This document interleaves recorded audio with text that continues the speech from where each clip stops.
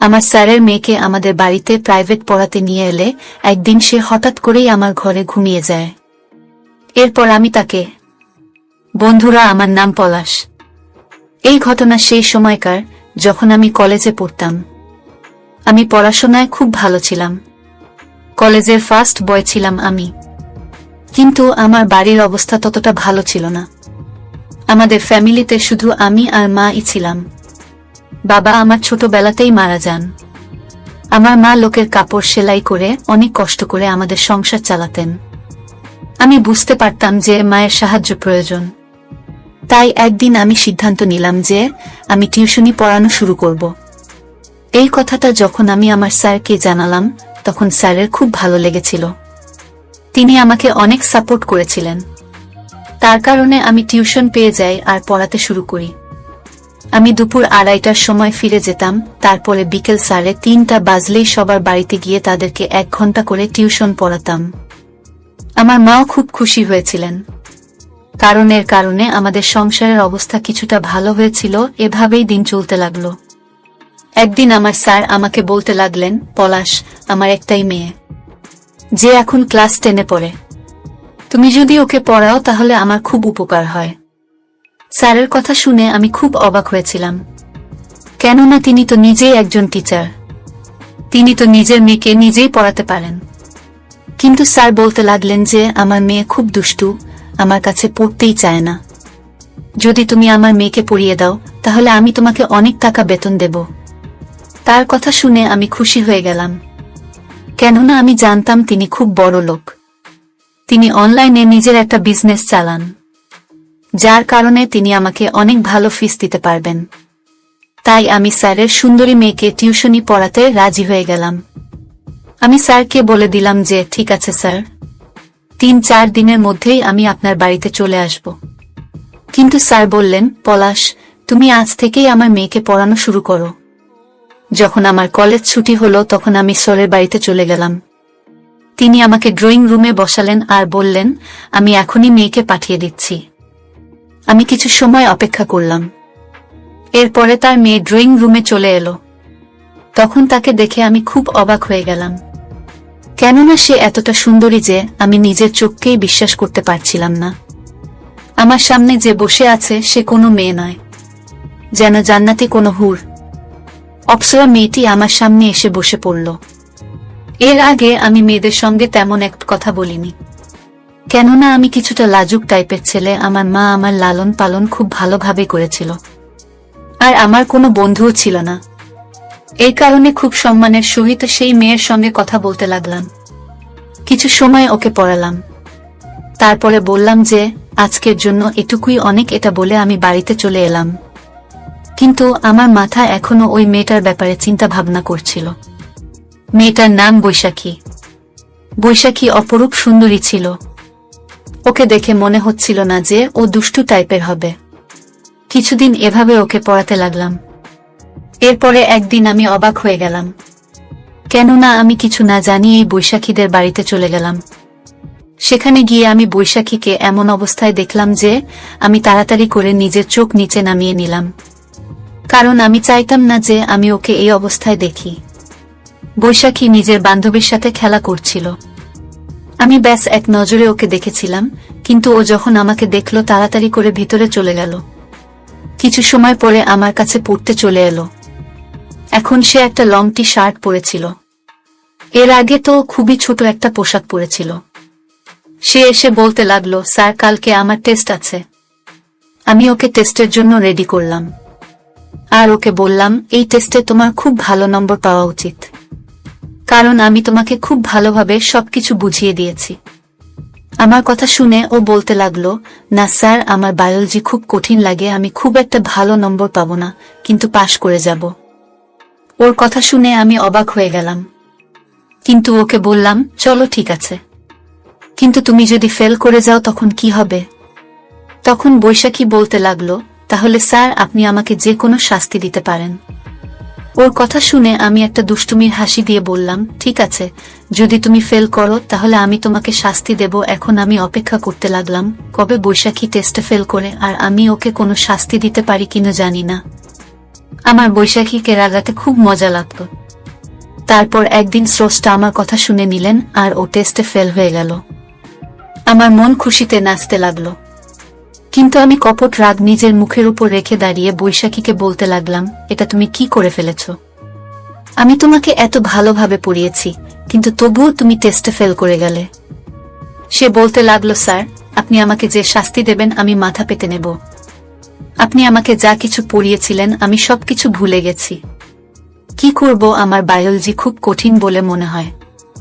ও সরল মনে আমাকে বলল। আমি তাকে বললাম, তোমাকে আগেই বলেছিলাম, মনে আছে? ও বলতে লাগলো, আপনি আমাকে এটাই বলেছিলেন যে আমি যদি টেস্ট ভালোভাবে না দিই আর ফেল করি তাহলে আপনি আমাকে শাস্তি দিবেন। আমি ওকে বললাম, ঠিক আছে, তাহলে তোমার কি শাস্তি চাই? ও বলতে লাগলো, আপনি আমাকে যে শাস্তি দেবেন আমি তা মেনে নিতে প্রস্তুত। ওর সরলতা আর সৌন্দর্যতা দেখে আমার মন গলে গেল। আমি এক নজর ওর দিকে তাকালাম। আমরা দুজন ছাড়া এখানে আর কেউ নেই। আমার সাথে এত সুন্দরী মেয়ে ছিল, আর তার সৌন্দর্যতা দেখে আমার মন বিক্রি হতে লাগলো। অদ্ভুত অদ্ভুত চিন্তা আমার মাথায় আসছিল, যেন আমার উপরে শয়তান ভর করেছে। আমি ওকে আস্তে করে বললাম, ঠিক আছে, আমার কাছে এসো, আমি তোমাকে শাস্তি দিতে চাই। বৈশাখী খুব সরল মনে আমার কথা মেনে নিল আর আমার পাশে এসে বসে পড়ল। আমি ওকে জিজ্ঞেস করলাম, তোমার বয়স এখন কত? সে বলতে লাগলো যে আমার বয়স 15 বছর। বৈশাখী 15 বছরে আর আমি 19 বছরের। আমি ওকে বললাম, আমি তোমাকে যে শাস্তি দেব তুমি কি তোমার বাড়ির লোককে সেই শাস্তির কথা বলে দেবে? সে বলল, না স্যার, আমি আমার শাস্তির কথা কেন বলবো? যদি এটা বাবাকে বলি তাহলে বাবা তো আমার উপর আরো রেগে যাবে, কেননা আপনার পড়ানোর পরেও আমি আমার পড়ার দিকে ধ্যান দিতে পারিনি। আমি চুপ করে রইলাম। ওকে পাশে দেখে আমার মনে হলো ওকে আমার বুকে জড়িয়ে ধরে পাপ্পা দেয়, কিন্তু আমার মন এটা করতে আমাকে নিষেধ করেছিল। কোথাও না কোথাও আমার মায়ের দেওয়া শিক্ষা আর সংস্কার আমাকে থামিয়ে দিয়েছিল। এই কারণে আমি সিদ্ধান্ত নিয়ে ওকে বললাম যে, না, আমি আজকে তোমাকে সাজা দেব না, কিন্তু এর পরে যদি তুমি কখনো কোনো পরীক্ষায় এরকম কোনো ভুল করো আর ফেল করো তাহলে আমি তোমাকে নিশ্চয়ই শাস্তি দেব। আজকের মতো তোমাকে মাফ করে দিলাম। সে এই কথা শুনে খুব খুশি হয়ে গেল। আমি আবার ওকে পড়াতে লাগলাম। একদিন আমি কলেজ থেকে ফিরছিলাম, তখন রাস্তায় স্যারের সঙ্গে আমার দেখা হলে তিনি আমার কাছে এসে আমাকে বলতে লাগলেন, পলাশ, তোমার সঙ্গে আমার কিছু কথা আছে। আমি স্যারকে বললাম, স্যার, আমি বিকেলে যখন আপনার বাড়িতে আসব তখন আরামসে আপনার আমাকে যা বলার সেটা বলে দিবেন। এরপর আমি বিকেলে স্যারের বাড়িতে গেলাম, কিন্তু তখন স্যার ব্যস্ত ছিলেন। কিছু সময় পরে তার কাজ শেষ হলে স্যার বলতে লাগলেন, আমি তোমার সাথে বৈশাখীর ব্যাপারে কথা বলতে চাই। এটা শুনে আমি হতবাক হয়ে গেলাম যে হঠাৎ করে বৈশাখীকে নিয়ে আমার সাথে কি কথা বলবেন। কিন্তু স্যার বলতে লাগলেন, পলাশ, আমি চাই বৈশাখী কয়েকদিন তোমাদের বাড়িতে থাক। তার এই কথা শুনে আমি হতবাক হয়ে গেলাম। তিনি এরকম কেন চান? সে বলতে লাগলেন, পলাশ, আমি তোমাকে খুব বিশ্বাস করি, তুমি খুব ভালো ছেলে, তাই আমি চাই আমার মেয়ে তোমাদের বাড়িতে থাকুক আর সেখানেই মনোযোগ দিয়ে পড়ুক। কারণ বিশেষ কাজে আমাকে শহরের বাইরে যেতে হবে আর কয়েকদিন আমাকে সেখানে থাকতে হবে। কিন্তু শহরে আমার কেউ নেই যার কাছে আমি নিজের মেয়েকে রেখে যেতে পারি। আর ওর পরীক্ষা চলছে, আমি ভেবে দেখেছি যে তুমি ওকে পড়াও, সেই কারণেই ওকে তোমাদের বাড়িতে রেখে যাওয়াই ভালো হবে। তোমাদের বাড়িতে তোমার মা আছে, তিনি এর খেয়াল রাখতে পারবে। আমি স্যারের কথা শুনে অবাক হয়ে চিন্তায় ডুবে গেলাম যে আমি কি সিদ্ধান্ত নেব।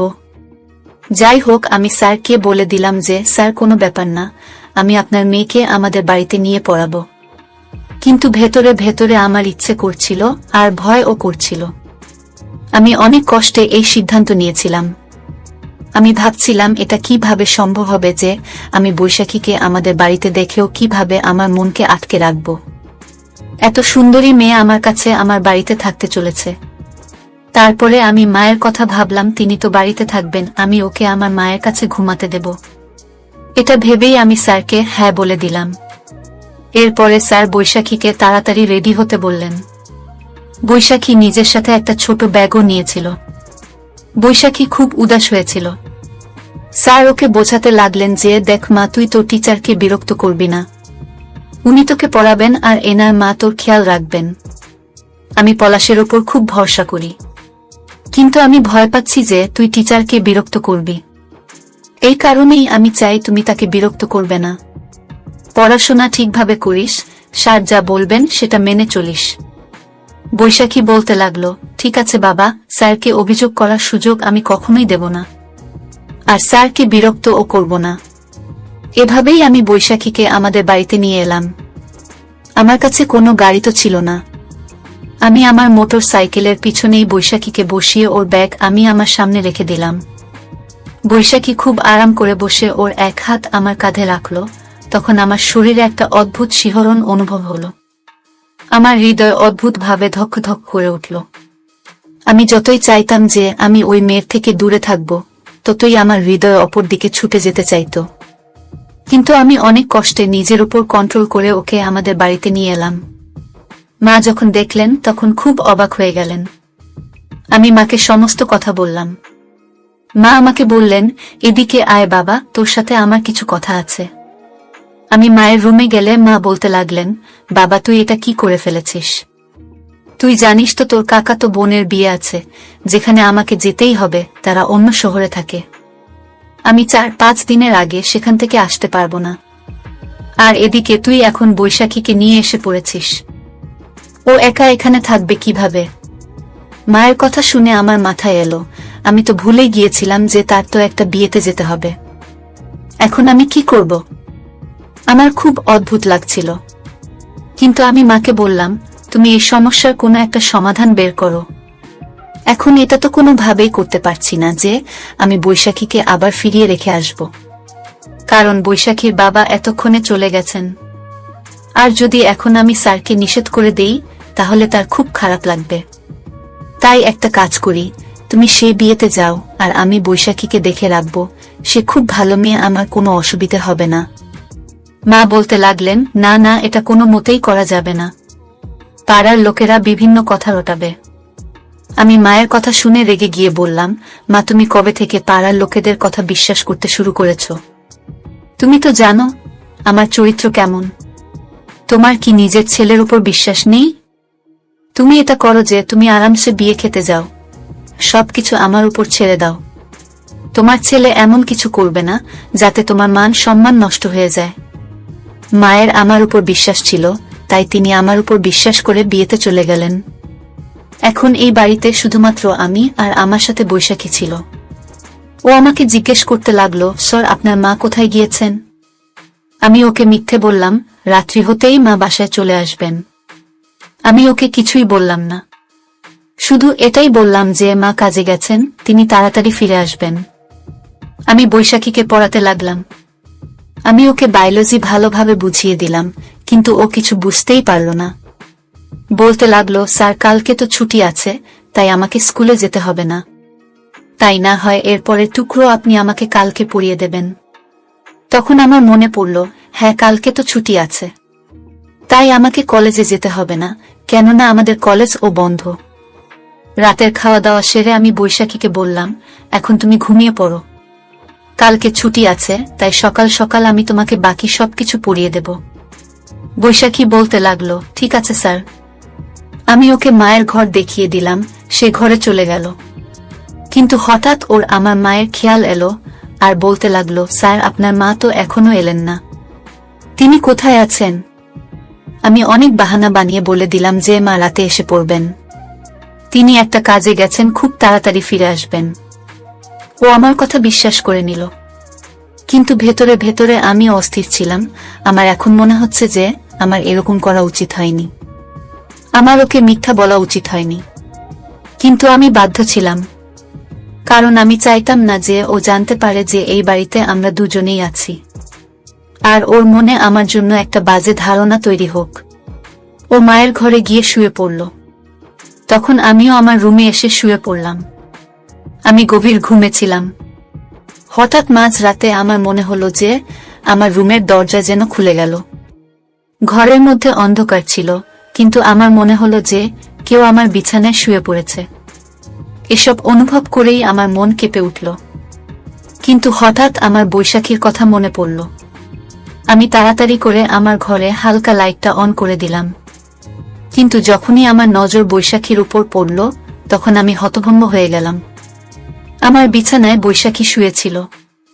আমি বললাম, বৈশাখী, এটা কেমন ব্যাপার? তুমি এখানে কেন এসেছ? নিজের ঘরে যাও। ও বলতে লাগলো, স্যার, খারাপ কিছু মনে করবেন না, কিন্তু আমার অন্ধকার আর একা ঘুমানোর অভ্যাস নেই, আমি কখনো ঘুমাইনি।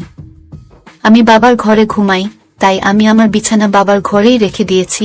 আমার যদি ভুল না হয় তাহলে আমি এটাও জানি যে এই বাড়িতে আমি আর আপনি ছাড়া আর কেউ নেই। আমি কি করব? আমার একলা ঘরে ভয় করে। আমি একলা ঘরে ঘুমাতে পারি না, সেই কারণেই আমি আপনার কাছে চলে এসেছি। ওর কথা শুনে আর ওর পাগলামো দেখে মনে হচ্ছিল আমি দেওয়ালে মাথা ঢুকি। ঠিক কেমন মেয়ে যে আমার সঙ্গে থাকতে লজ্জা অনুভব করছে না। আমি ওকে বললাম, বৈশাখী, তুমি এতটা ছোট না যে তুমি বুঝতে পারবে না। এখন কি আমার তোমাকে এটা বোঝাতে হবে যে আমাদের দুজনের এক ঘরে থাকা সম্ভব না? সে বলতে লাগলো, আমি জানি, কিন্তু আমি কখনো একলা ঘুমাইনি। ঘুমানোর চেষ্টা করেছিলাম, কিন্তু আমার খুব ভয় করছে, তাই আমি খুব বাধ্য হয়েই আপনার ঘরে এসেছি। আমি ভেবেছিলাম একা ঘরে ঘুমাবো না, বরং চুপচাপ আপনার পায়ের দিকে গিয়ে শুয়ে পড়ি। এটা বলেই তো কান্না করতে শুরু করে দিল। ওর কান্নার আওয়াজ আমাকে অস্থির করে দিল। আমি বললাম, আচ্ছা, চুপ করো। আমি কোনো উপায় বের করছি, কিন্তু আমি কোনো উপায় দেখতে পাচ্ছিলাম না। তাই আমি সিদ্ধান্ত নিলাম আর একটা কম্বল বের করে ওর শোয়ার জায়গা আমার বিছানা থেকে কিছুটা সাইডে মেঝেতে করে দিলাম। ওকে বললাম যে তুমি এখানে ঘুমাও আর আমি বেড়ে ঘুমিয়ে পড়ছি। সে বলতে লাগলো, আমার বিছানাতেই ঘুম আসে, আমি নিচে ঘুমাতে পারবো না। বাধ্য হয়ে ও বিছানার উপরে আর আমি সেই মেঝেতে ঘুমিয়ে পড়লাম। আমি ভিতরে ভিতরে নিজেকে গালি দিয়েছিলাম যে আমার মাথায় এই কথাটা কেন আসেনি যে মা শহরের বাইরে বিয়েতে যাচ্ছে, তিনি বাড়িতে থাকবেন না। তাহলে আমি কোনো মতেই বৈশাখীকে আমাদের বাড়িতে আনতাম না। কিন্তু এখন বৈশাখী মজা করে আরামসে ঘুমাচ্ছিল, আর এদিকে আমার মাটিতে ঘুম আসছিল না। তার উপরে বৈশাখী ঘুমানো আমাকে আরো বেশি ডিস্টার্ব করছিল। এক্ষেত্রেও খোলামেলা নাইটি পরেছিল, তার উপরে কম্বল গায়ে দেয়নি। পুরো কম্বলটা শরীর থেকে নামিয়ে বিছানার উপরে ছড়িয়ে ঘুমিয়েছিল। বারবার আমার চোখ ওদিকে যাচ্ছিল, আর আমার হৃদয়ের আকাঙ্ক্ষা দিয়ে কাবু হয়ে যাচ্ছিল। আমি অনেক কষ্টে নিজের আকাঙ্ক্ষার উপর কন্ট্রোল করলাম, কিন্তু আমি মনে মনে ভেবে নিয়েছি যে এরপরে আমাকে কি করতে হবে। পরের দিন আমার খুব রাগ হলো যখন বৈশাখী ভোরবেলায় ঘুম থেকে উঠে লাইট অন করে দিল। আমি রেগে ওকে বললাম, এটা কি ধরনের ব্যবহার? আমি চিন্তা ভাবনা করে নিলাম, এখন ওকে গাল মন্দ করেই ছাড়ব। আর ওকে এতটা গাল মন্দ করব যে ও বুঝতে পেরে যাবে যে ও কি অপরাধ করেছে। এভাবে যখন আমি ওকে পড়ানো শুরু করলাম, তখন আমি ওকে অনেক বকাঝকা করলাম। ওকে একটা টপিক বারবার মনে করতে বলছিলাম, আর যখন সেটা ওর মনে পড়ছিল না, তখন আমি রেগে গিয়ে ওকে একটা থাপ্পড় মেরে দিলাম। নিজের গালে হাত দিয়ে অবাক হয়ে আমার দিকে তাকিয়ে রইল। আমি এই থাপ্পড়টা জেনে বুঝেই মেরেছি, যাতে রাতের বেলাও আবার আমার কাছে না আসে। আমি চাইতাম না যে আমি আবেগের বসে কোনো উল্টো পাল্টা কাজ করে বসি। বৈশাখীও বুঝতে পেরে ওর বড় বড় চোখে জল চলে এলো, আর ও বলতে লাগলো, ঠিক আছে, আমি আর কখনো আপনাকে বিরক্ত করব না, আমি আমার বাড়িতে ফিরে যাচ্ছি। কিন্তু আমি বাধ্য ছিলাম যে ওকে বাড়িতে পাঠাতে পারছি না। 3 দিন এভাবে পার হয়ে গেল। বৈশাখীর গায়ে হাত তোলায় আমার খুব খারাপ লেগেছিল, যদিও বৈশাখী ওর বাবাকে সবকিছু বলে দিয়েছিল। কিন্তু স্যার আমাকে কিছুই বললেন না। তিনি তো বরং লজ্জিত ছিলেন। তিনি বলতে লাগলেন, আমি ক্ষমা চাইছি, আমি জানতাম যে আমার মেয়ে এমন কোনো কাজ করবে। আমি স্যারকে বললাম, কোনো ব্যাপার না, আমি জানি বৈশাখী এখনো ছোট বাচ্চা, বুঝতেই পারেনি। সেই কারণেই আমি ওকে অনুমতি দিয়েছিলাম। পরের দিন স্যার বললেন, বৈশাখী আর তোমার কাছে পড়বে না, ওর জন্য অন্য মাস্টারের ব্যবস্থা করব, যে ওকে পড়াবে আর ও তাকে ভয় পাবে। এভাবে বৈশাখী এখন আর আমার কাছে পড়ে না। এভাবেই আমার দিন পার হয়ে যাচ্ছিল।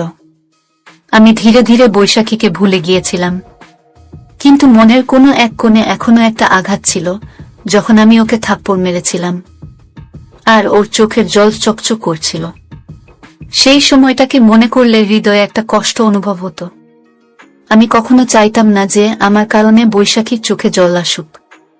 কিন্তু সেই সময় বৈশাখীকে থাপ্পড় মারা জরুরি ছিল, না হলে সেই সময়ে ও বয়সের সেই অবস্থায় ছিল যে কোনো সময় আবেগে ভেসে যেতে পারত।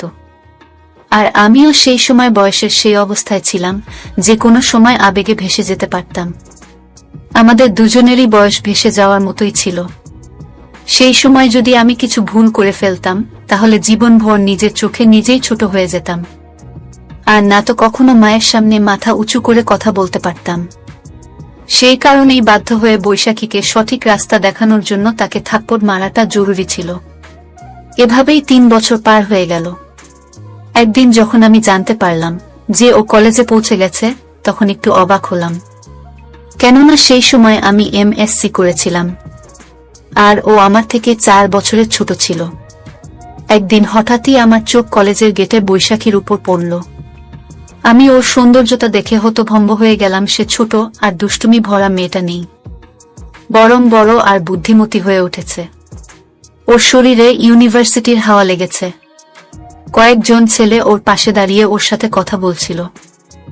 ও এক নজর আমাকে দেখল, হয়তো আমাকে চিনতে পেরেছে, কিন্তু ও আমার কাছে কথা বলতে এলো না। আমি খুব অবাক হলাম যে ওর আমার প্রতি এমন কি রাগ আছে যার জন্য সে আমার কাছে এসে কথা বলল না। কিছুদিন এভাবেই কাটতে লাগলো। আমার মনও আনচান করছিল। মনের মধ্যে বৈশাখীর জন্য লুকানো ভালোবাসা আবার জেগে উঠল। আমি এখন প্রতিদিনই দেখতাম ওর পাশে সেই 4-5 জন ছেলে দাঁড়িয়ে থাকত। ওদের সাথে হয়তো ওর বন্ধুত্ব হয়ে গিয়েছিল, আর এই জিনিসটা আমার খুব খারাপ লাগছিল। বাধ্য হয়ে আমি একদিন বৈশাখীর কাছে গিয়ে ওকে বললাম, তুমি কি আমাকে চিনতে পেরেছ? সে তো আমার কথার কোনো উত্তর দিল না। এটা দেখে আমি খুব রেগে গেলাম। আমি ওর হাত ধরে নাড়া দিলাম। সে বলতে লাগলো, এটা কি ধরনের ব্যবহার? আমি বললাম, তুমি আমাকে এরকম ইগনোর করছো, তাই আমি বাধ্য হলাম এরকম করতে। বৈশাখী বলতে লাগলো, আমি জানি আমি তোমাকে অনেক বিরক্ত করেছি।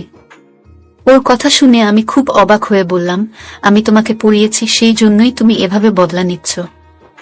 আগে তো তুমি আমাকে সম্মান করতে, কিন্তু এখন তুমি আমার সাথে এইভাবে কথা বলছো। সে বলতে লাগলো, হ্যাঁ, সেই সময় তুমি আমার টিচার ছিলে, কিন্তু এখন তুমি আমার কেউ না। আর যাদেরকে আমি চিনি না জানি না তাদের সঙ্গে চট করে আমি কথা বলি না।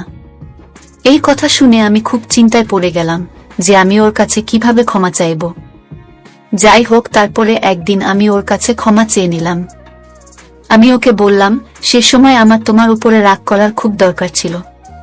যদি তোমার উপরে রাগ না করতাম তাহলে অনেক কিছু খারাপ হয়ে যেতে পারত।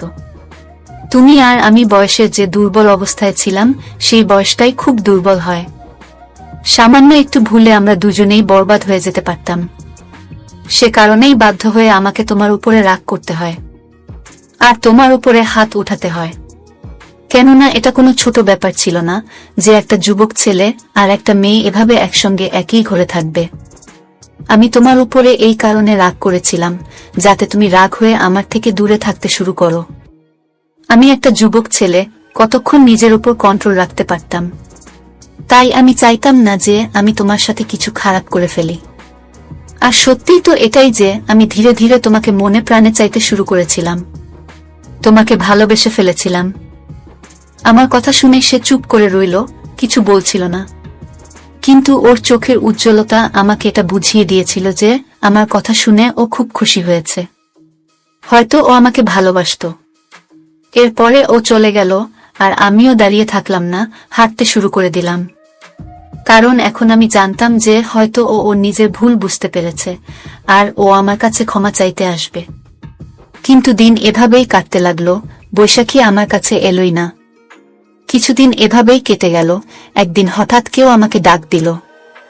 আমি পেছন ফিরে দেখলাম বৈশাখী দাঁড়িয়ে আছে। ও আমার কাছে এসে আমাকে বলতে লাগলো, আমাকে ক্ষমা করে দাও, আমার এসব করা উচিত হয়নি। কিন্তু আমি কি করতাম? আমার সাথে আজ অবধি কেউ এভাবে কথা বলেনি যেভাবে তুমি আমার সাথে কথা বলতে। তুমি আমাকে পড়িয়েছিলে, সেজন্য অনেক অনেক ধন্যবাদ। কিন্তু আমি খুবই কোমল ছিলাম। আমার বাবা কখনো আমার সঙ্গে এভাবে জোরে কথা বলেনি। কিন্তু তুমি তো সেদিন আমাকে থাপ্পড় অবধি মেরে দিয়েছিলেন। তখন থেকেই আমি সিদ্ধান্ত নিয়েছিলাম যে আমি আমার বাবাকে বলে দেব যে আমি আর তোমার কাছে পড়ব না, আর বাবাকে বলে অন্য টিচার রাখতে বলবো। যাই হোক, আমি রাগের কারণে সেই সময় ভুল করে ফেলেছিলাম।